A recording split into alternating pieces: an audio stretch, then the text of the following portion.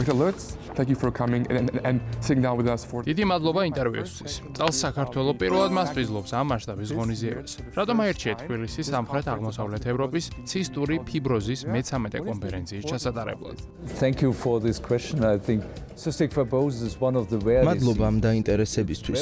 ჩვენ ხედავდით, რომ საქართველოში პაციენტების ნაწილს მართალია დაუდგინდა ცისტური ფიბროზი, თუმცა დაავადების დიაგნოსტიკაში ისევ პრობლემებია. ხშირად ეს ვერ ხდება დროულად. ფიქრობ, სწორედ ეს გახდა საქართველოს არჩევის მიზეზი, რადგან ის იმ ქვეყნების შუაგულში მდებარეობს, სადაც ეს პროცესი ძალიან დინამიურად ვითარდება და სადაც ჩვენ ცოდნასა და ურთიერთქმედებას ნამდვილად შეუძლია პაციენტების მდგომარეობაზე მნიშვნელოვანი გავლენის მოხდენა. არსებობს გაუმჯობესების შესაძლებლობა და ასევე არსებობს თანამშრომლობის დიდი სურვილი.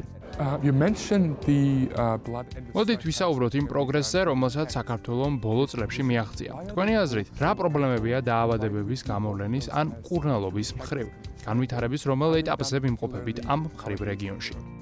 I think very important is always ways ძალიან aware. მნიშვნელოვანია ცნობიერების გაზრდა, რათა კლინიცისტებმა რთულ შემთხვევებში სწრაფად მიიტანონ ეჭვი ამ დიაგნოზზე. ჩემი აზრით, ბოლო წლებში პროგრესი სახეზეა, მაგრამ საჭიროა სპეციალიზირებული ცენტრის ჩამოყალიბება, სადაც დიაგნოზს კვალიფიციურად დასვამენ, რადგან ერთ-ერთი სირთულე ისაა, რომ დიაგნოზი მარტივად სისხლის ანალიზით არ დგინდება. ბოლო წლებში ასევე მნიშვნელოვანი იყო ცნობიერების ამაღლება და ახალშობილთა სკრინინგში ამ დაავადების შეტანა, რათა ცისტური ფიბროზი, როგორც თანდაყოლილი დაავადება, ძალიან ადრეულ ასაკში გამოვლინდეს, მაგრამ ამასაც სჭირდება ხარისხიანი ტესტირება, რომლის ხელმისაწვდომობა ძალიან შეზღუდულია. ახალშობილთა სკრინინგის ოფლის ტესტის დანერგვისა და სპეციალიზირებული სტრუქტურის შექმნის კუთხით ვფიქრობ, ბოლო მნიშვნელოვანი ნაბიჯები გადაიდგა. ეს არის დიდი წინსვლა, რათა დიაგნოზი დროულად დაისვას და ეფექტური თერაპია დაიწყოს.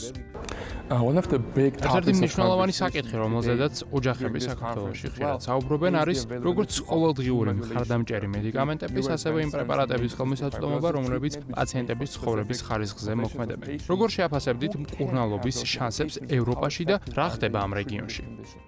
Yeah, that's a very good question. I think over the ეს ძალიან კარგი შეკითხვაა. ძალიან ბევრი ვისწავლეთ ძირითად მკურნალობაზე, სიმპტომურ მკურნალობაზე, პანკრეასის ფუნქციის ჩანაცვლებაზე, კვებით მხარდაჭერაზე, ასევე გენეტიკურ ინოვაციებზეც. ამ ყველაფერმა პაციენტების სიცოცხლის ხანგრძლივობას 17-18 წლის ასაკიდან 40 წლამდე გაზარდა, მაგრამ დაავადების მკურნალობა ყოველთვის იყო განხილვის საგანი, რადგან ის ძალიან ძვირია. ბოლო წლებში ვხედავთ მნიშვნელოვან გარღვევას, პაციენტს აუცილებელ მედიკამენტებს უფინანსებენ. ადრე მედიკამენტების ნაწილი ფინანსდებოდა, დანარჩენი კი დიდ ხარჯად აწვებოდა პაციენტსა და მის ოჯახს. როცა ეფექტური მედიკამენტები არსებობს, მაგრამ ხელმისაწვდომი არა ან სათანადოდ არ ფინანსდება, თერაპია ეფექტური ვერ იქნება. ამიტომ ანაზღაურების სისტემა ძალიან მნიშვნელოვანი საკითხია. You mentioned the increased თქვენ ახსენეთ, რომ სიცოცხლის ხანგრძლივობა 40 წლამდე გაიზარდა. ეს მხოლოდ მედიკამენტების ხელმისაწვდომობას უკავშირდება? Yeah, I think better medication, better knowledge. ეს დაკავშირებულია უკეთეს ცოდნასთან, უკეთეს მედიკამენტებთან და უკეთ ზრუნვასთან. მკურნალობა უწყვეტად უნდა გრძელდებოდეს, განსაკუთრებით დიდი როლი აქვს ინფექციების კონტროლს, სწორად კვებას და ფილტვების დაცვას ინფექციებისგან. ახალი გენმოდულატორები, რომლებიც ბოლო პერიოდში შეიქმნა დაავადების მიზეზზე, მოქმედებს, თუმცა წამლის ეფექტურობა დამოკიდებულია მუტაციის ტიპზე. ყველა მუტაციის დროს ის არაა ეფექტური. ამ რეგიონში, ისევე როგორც თურქეთსა და სხვა ქვეყნებში, პაციენტთა 10-20% საერთოდ არ ხდება ცილის გამომუშავება, ამიტომ ეს კონკრეტული წამალი მათთან არ იმუშავებს, მაგრამ პაციენტების მეორე ნაწილისთვის ახალი მედიკამენტები უდიდეს პერსპექტივას აჩენს. how this medication affects the disease itself. რა დროს ამ მკურნალობა განსაკუთრებით ეფექტური და ასევე ძალიან მნიშვნელოვანი კითხვა. რა აღებს ეს თერაპია? ეს ერთჯერადი კურსია თუ მუდმივად ტარდება? Does it affect This is a medication which ამ მედიკამენტის მიღება ყოველდღიურად მთელი სიცოცხლის განმავლობაშია საჭირო, როგორც კი პაციენტი შეწყვეტს მის მიღებას, ეფექტიც ძალიან სწრაფად ქრება. მედიკამენტის მოქმედება უშუალოდ გენურ მუტაციაზეა დამოკიდებული. თუ ორგანიზმში გარკვეული რაოდენობის ცილა მაინც გამომუშავდება, მაშინ შესაძლებელია მისი ფუნქციის გაუმჯობესება. იმ პაციენტების კლინიკური სურათი, ვისაც ეს პრეპარატი დაეხმარება და ვისაც ვერ დაეხმარება, ძალიან ჰგავს ერთმანეთს. ორივე შემთხვევაში პანკრეასის უკმარისობაა.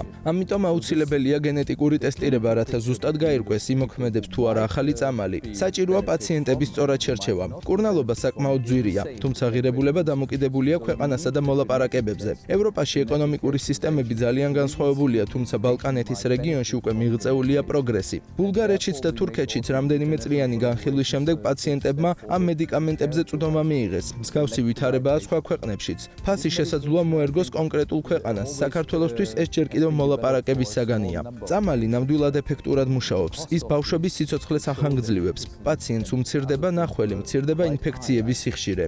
როგორ მცირდება ინფექციების სიხშირე, ან როგორ უმჯობესდება ცხოვრების ხარისხი ამ მედიკამენტის მიღების შემდეგ? აქამდე ცისტური ფიბროზის დიაგნოზით ყველაზე დიდხანს ცენტრალურ ევროპასა და ამერიკაში ცხოვრობდნენ დაახლოებით 40 წლამდე. ახალი მედიკამენტებით სიცოცხლის გახანგრძლივება 60 წლამდე შეიძლება. ეს უზარმაზარი პროგრესია. ფილტვის ფუნქცია სტაბილურად ნარჩუნდება, ან უფრო ნელა ზიანდება და პაციენტი რეალურად იგებს სიცოცხლის წლებს. ხედავთ, რომ ინფექციების სიხშირე მცირდება, მათ შორის ქრონიკული ინფექციებისაც. გენური თერაპიის შემდეგ გერმანიაში გამწვავებების გამო ჰოსპიტალიზაციის საჭიროება დაახლოებით 80% შემცირდა, ასე რომ ეს მედიკამენტი ნამდვილად მოქმედებს სიმპტომებზე, დაავადების პროგრესირებაზე და მართლაც გარდამტეხ როლს ასრულებს. ჩვენ ბოლო შეკითხვა თქვენი პასუხიდან გამომდინარეობს. კურნალობა ძვირია, მაგრამ პაციენტს ნაკლები ჰოსპიტალიზაცია, ნაკლები დანახარჯი აქვს. შეგვიძლია ვთქვათ, რომ ეს სახელმწიფოსთვის უფრო ხარჯთეფექტურია? დიახ, ეს აუცილებლად უნდა იქნას გათვალისწინებული. არსებობს ჯანმრთელობის ეკონომიკის კვლევებიც, თუმცა ისინი განსხვავებულია ქვეყნების მიხედვით. მთლიანობაში კი იმ პაციენტებში, ვინც ახალი მედიკამენტით მკურნალობს, მცირდება სხვა საბაზისო მედიკამენტების საჭიროება და იზრდება სიცოცხლის ხანგრძლივობა. სამწუხაროდ, ჯერჯერობით ახალი მედიკამენტების გენერიკული ფორმები არ არსებობს, რაც ხელმისაწვდომობას გაზრდის. დიდი მადლობა ინტერვიუსთვის.